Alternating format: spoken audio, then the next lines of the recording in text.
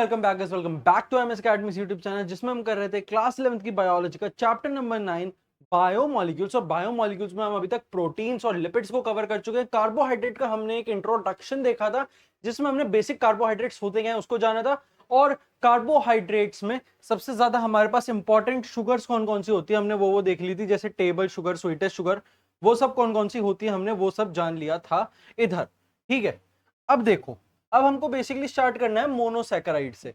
तो हम सीधा सीधा बात करेंगे मोनोसैकेराइड की। सर जी मोनोसैकेराइड क्या होते हैं? आपने इससे पिछले वाले पेज पर बताया, शायद इससे पिछले वाले पेज पर तो नहीं, इससे पिछले, हाँ इसके पिछले वाले पेज पर हमने बताया था कि कैसे एक पॉलीसैकेराइड से एक ओलिगोसैकेराइड बनता है, और इस ओलिगोसैकेराइड को अगर और हाइड्रोलाइज कर देंगे तो डायरेक्टली कंज्यूमेबल मोनोसैकेराइड बन जाते हैं। तो अब ये पॉली से ओलिगो, ओलिगो से मोनो, इसी से हमारे पास आया मोनो, इसी से क्या हमारे पास आया मोनोसैकेराइड। मोनोसैकेराइड मतलब वो यूनिट जो सबसे सिंपलेस्ट है, सबसे छोटी है। बेसिक भाषा में कैसे समझे, जरा ये देखो, ये देखो गुच्छा देख रहे हो कितना ज्यादा बड़ा बना हुआ है। ये है लेट सपोज हमारे पास हमारा पॉलीसैकेराइड। अब देखो इसको मैं थोड़ा सा सुलझाने का ट्राई करता हूँ, थोड़ा सा और सुलझा देता हूँ, एक स्टेप और सुलझा देता हूँ, एक स्टेप और सुलझा देता हूँ। अब देखो थोड़ा सा पहले से खुल गया, थोड़ा सा पहले से खुल गया है, तो ये क्या बन गया? ये बन गया ओलिगोसैकेराइड। और अब देखो, अब ये पूरा ही खुल के एकदम सिंपलेस्ट हो गया। इससे ज्यादा सिंपलेस्ट में इसे, अगर मैं इस गांठ को हटा दूं, ये जो बीच में मेरे सामने, मेरी नाक के सामने गांठ आ रखी है, इसे छोड़ दो, गांठ को छोड़ दो, गांठ को छोड़ दो, और इसे पकड़ो। अब बस ये देखो, अब ये सिंपलेस्ट हो गया। अब इससे ज्यादा ये सिंपलेस्ट फॉर्म में नहीं आ सकता, इससे ज्यादा मैं इसके फोर्सफुली भी टुकड़े नहीं कर सकता अनटिल एंड अनलेस मैं कोई कट करने वाली कैंची लेकर आऊं।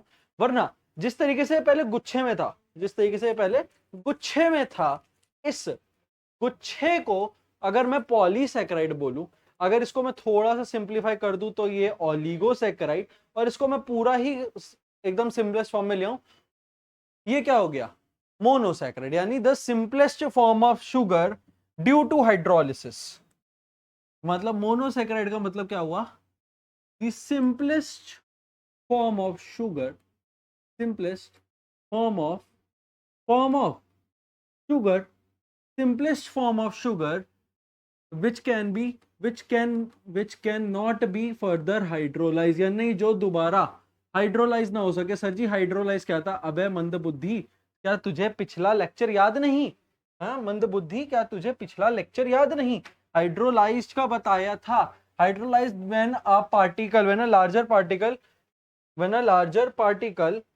क्या होता है लार्जर पार्टिकल में? When a larger particle hydrolyse या break down into smaller constituents due to the presence of water या इन प्रेजेंस ऑफ वाटर, उसे कहते हैं hydrolysis. which cannot further hydrolyze, which cannot be further hydrolyzed, are called monosaccharide। अब हमारे body में हमारे पास दो तरह के शुगर है, मतलब नॉट हमारे बॉडी में, ह्यूमंस में नहीं, लिविंग ऑर्गेनिजम्स में दो तरह के मोनोसैकेराइड है। वो कौन कौन सा है? पहला, जिनको कहते हैं aldose sugar, aldose sugar, aldose sugar. और दूसरे क्या है जी? दूसरे हैं ketose sugar, ketose sugar, ketose sugar है जी। Aldose sugar and the ketose sugar. Aldose sugar क्यों? दे हैव, सीधी सी बात है, एल्डोज एल्डिहाइड बता रहा है, they have free aldehydic group, aldehydic aldehydic group. Aldehyde का फॉर्मूला क्या होता है सर? एल्डिहाइड का फॉर्मूला होता है क्या सर? CHO। सर जी अल लगाते हैं एकदम इसके एंड में, जैसे इथेनल है ना, इथेनल, पेंटनल, ऐसे हेक्सेनल, ऐसे बोलते हैं CHO वालों को। बट इधर इनकी नेमिंग कैसे करते हैं हम? इन केस ऑफ कार्बोहाइड्रेट इनकी नेमिंग में हम ओज लगा देते हैं सर, ओज लगा देते हैं। सर जी अगर कोई एग्जाम्पल लिख देते तो तो ठीक है, एग्जाम्पल लिख देते हैं बेटे, दिक्कत क्या है ना, एग्जाम्पल लिख देते हैं। एग्जाम्पल देखो जरा, ग्लूकोज तुम याद रख लेना, गैलेक्टोज तुम याद रख लेना, बहुत इंपॉर्टेंट है, गैलेक्टोज याद रख लेना, सुक्रोज याद रख लेना, बहुत इंपॉर्टेंट है, या नहीं, सुक्रोज रहने दो बस। ग्लूकोज और गैलेक्टोज ही याद रख लो, तुम्हारे शरीर के लिए इतना काफी है, ठीक है, तुम्हारे शरीर की कंज्यूमेबिलिटी के हिसाब से इतना काफी है। और जरा एक बार कीटोज शुगर देख ले जरा इसी तरीके से। कीटोज सर कीटोज से सर थोड़ा सा चैप्टर 10 याद आ रहा है, सॉरी चैप्टर 4 याद आ रहा है सर। चैप्टर 4 किसका याद आ रहा है सर? क्लास 10 का याद आ रहा है सर। क्लास 10 में क्या पढ़ा था सर? कीटोज वो होते हैं जिनमें कीटोनिक ग्रुप होता है सर। कीटोनिक ग्रुप क्या होता है सर? जिसमें सी डबल बॉन्ड ओ बनाता है सर। जैसे वहां सिंगल बॉन्ड सी एच और ओ होते हैं ना सर, इधर सी डबल बॉन्ड ओ होते हैं सर। अच्छा, एंड में ओन लगाते हैं जैसे इथेनोन सर। ओके, सही कह रहे हो सबके सब। They have free ketonic group. हो गया डन, हो गया डन, कर दे लो कीटोनिक ग्रुप। हाँ जी बच्चों, बिल्कुल बढ़िया एकदम। C double bond O, C double bond O, आसान सी भाषा में। अच्छा, ग्लूकोज और गैलेक्टोज कहाँ काम आते हैं वो मैं अभी बताने वाला हूँ, ठीक है। उस चीज के ऊपर अभी थोड़ा सा डटे रहना, ठीक है, उस पर डटे रहना थोड़ा सा। इसकी नेमिंग भी बता दे जरा, चलो। सर जी, सर जी जैसे वहां ओज लगा दिया, इधर कुछ अलग है क्या? इधर कुछ अलग है क्या? हाँ तो अलग है। अलग क्या है? इधर तुम्हें ऊलोज लगाना है। सर जी ये क्या मजाक है? बच्चों नंबर चाहिए तो ये मजाक को तो झेलना पड़ेगा, ठीक है। सर जी इसके एग्जाम्पल कुछ अलग रहेंगे क्या? जैसे वहां ग्लूकोज है या गैलेक्टोज है? तो नहीं बच्चों, थोड़े से सेम रहेंगे। बट मैं जो आपको बताना चाहता हूं वो है गैलेक्टुलोज, गैलेक्टुलोज, राइबुलोज, राइबुलोज, मैंने उधर राइबोज लिखा क्या?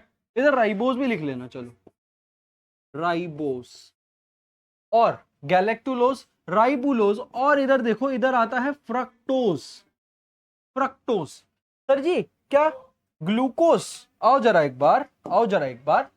सर जी ग्लूकोज को तो 6 कार्बन यूनिट बताया मैं तो। हाँ बच्चों, इसको तुम हेक्सोज शुगर भी लिख सकते हो।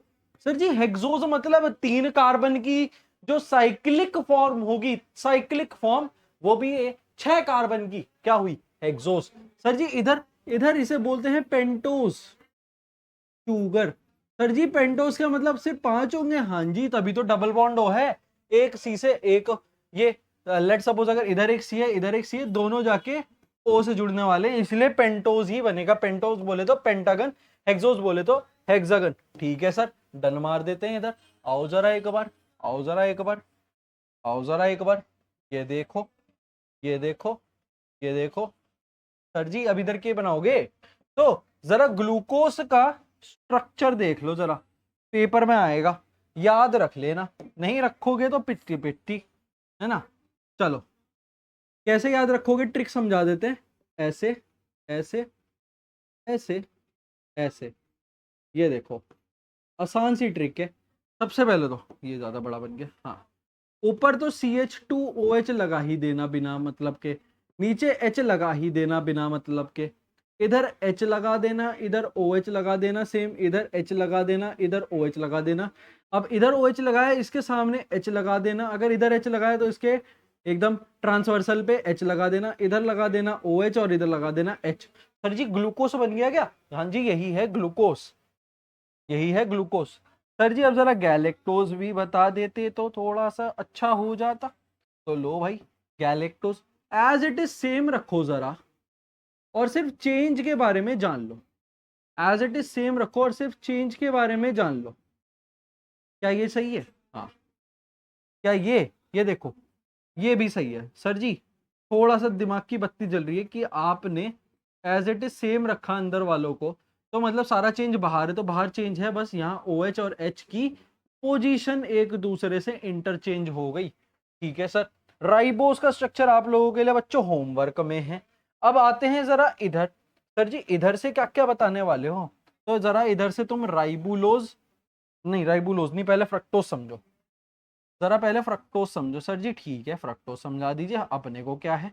तो देखो जरा, तो देखो जरा, ये देखो जरा, ये देखो जरा, ये देखो। सर जी ये कुछ तो हुआ है, एक मिनट रुको, हाँ ये हुआ है। अब देखो इसकी ट्रिक क्या है, सीधा सीधा याद कर लो। ऊपर CH2OH लगाना है, इधर भी CH2OH लगाना है। अगर CH2OH लग गया तो नीचे इसको बैलेंस करने के लिए OH लगा दो। अब देखो जैसे ये HOH की पोजीशन दी, इसमें H यहाँ ऊपर लगा दो, H यहाँ लगा दो, इसमें OH यहाँ लगा दो और OH यहाँ लगा दो। देखो सबसे ही अलग। यहाँ H और OH, एक मिनट, ये OH होगा, हाँ ये OH होगा, HH OH OH HH OH OH सब सेम था। इसमें H ऊपर OH नीचे, OH नीचे, यहाँ H नीचे OH ऊपर, बस इतना अंतर है। और यहाँ H और OH की जगह CH2OH लग गया, इसलिए यहाँ बॉन्ड खाली है और यहाँ OH लग गया। ये क्या था सर जी? फ्रक्टोज। ठीक है सर, अब एक लास्ट रह गया सर जी, राइबुलोज भी अगर बता देते तो चलो राइबुलोज भी बता के काम खत्म कर देते हैं ना यार, राइबुलोज बता के काम खत्म कर देते हैं सर जी। ये भी पेंटोज शुगर, तो यानी ऑलमोस्ट अ पेंटागोनिक शेप। Done done done. अब देखो, यहाँ देखो ये क्या है, ये क्या दिखा रहा है? सबसे पहले तो नीचे वालों में दोनों में OH OH भर दो, ठीक है, ट्रिक है। इनके साइड वाले में, इसके लेफ्ट साइड, हमारे लेफ्ट साइड वाले में दोनों में HH भर दो, दोनों में HH भर दो, और इधर ऊपर OH लिख दो, इसका उल्टा कर दो, बस OH लिख दो और यहाँ CH2OH कर दो। सर जी बस इतना ही था क्या? इतना आसान था क्या ये चारों स्ट्रक्चर याद करना? हाँ यार इतना ही तो आसान है। देखो ग्लूकोज याद रखो, ग्लूकोज याद रख ले तो बस बाहर वालों की पोजीशन इंटरचेंज कर दो, गैलेक्टोज बन गया। फ्रक्टोज याद रखो, फ्रक्टोज याद रखो, फ्रक्टोज में से OH और इस वाले OH को नीचे उतार के HH के दोनों बॉन्ड हटा दो, इन HH के दोनों बॉन्ड को यहाँ से CH2OH हटा के दोनों बॉन्ड HH के लगा दो, इधर HO CH2OH की पोजीशन इंटरचेंज कर दो, फ्रक्टोज बना दिया तो राइबुलोज भी बन गया। सर जी अगर इन चारों के यूजेस भी बता देते तो थोड़ा सा, ठीक है चलो बता देते हैं, बता देते हैं। आओ जरा, आओ जरा, यूजेस लिख देते हैं। कहाँ लिखे यूजेस, कहाँ पकड़े? चलो यहीं पकड़ लेते हैं, थोड़ी बहुत जो जगह बची है इधर ही यूजेस बता देते हैं और मोनोसैकेराइड को फिनिश कर देते हैं। आओ जरा, ग्लूकोज क्या है? ग्लूकोज, ग्लूकोज है मेन एनर्जी सोर्स हमारी बॉडी का, main energy source, main energy source present in blood, हमारे ब्लड में प्रेजेंट होता है, ठीक है, प्रेजेंट इन ब्लड। ये किसकी बात हुई सर जी? ग्लूकोज की हुई, ठीक है। फ्रक्टोज और गैलेक्टोज, ये दोनों क्या है? ये दोनों क्या है? यहां देखो, यहां लिख देते हैं, गैलेक्टोज एंड फ्रक्टोज। ये कैसे होते हैं दोनों हमारे पास? ये both are dietary sugar, both are dietary, यानी हमारे खाने के फूड्स में काम आते हैं, खाने वाले फूड्स में काम आते हैं, खाने वाली होते हैं वैसे तो फूड्स, डाइटरी शुगर्स है, यानी हमारी डाइट में काम आएंगे। जो भी हमारी खाने पीने की चीजें हैं उसमें अगर कोई मीठी चीज है तो या तो वो गैलेक्टोज या फ्रक्टोज इन्हीं की बनी होती है, गैलेक्टोज या फ्रक्टोज। सर जी एक रह गया, राइबुलोज। राइबुलोज को कहाँ बताओगे? चलो राइबुलोज इधर बता देते हैं। तो राइबुलोज क्या है?